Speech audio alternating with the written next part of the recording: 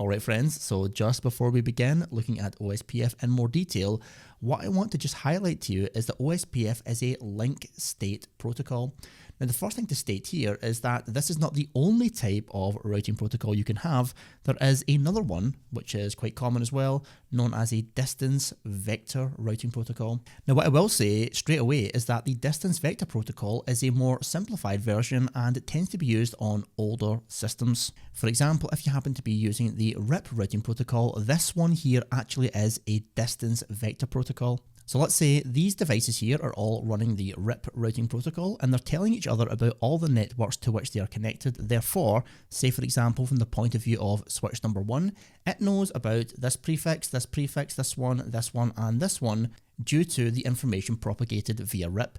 Now what does it also know? Well, it also knows, by the way, if we're going to get to this prefix, for example, my next hop is going to be this particular interface right here. So we calculate the next hop information, but we're also going to get the total amount of hops to that endpoint destination. Basically, how many routers are we going to go through to get to our destination? So whether we're going one hop or whether we're going 1-2 hops, that type of thing, it really is quite limited in its visibility.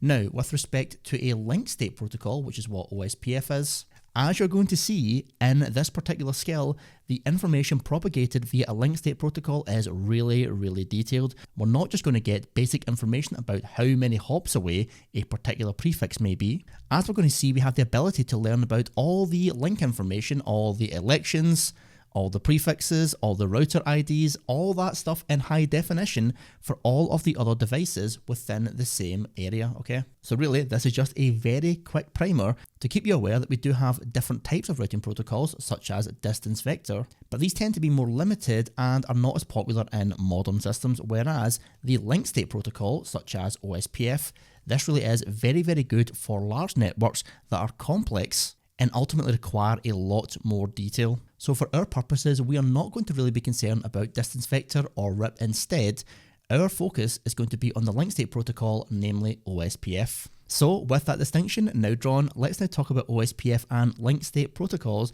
in a lot more detail.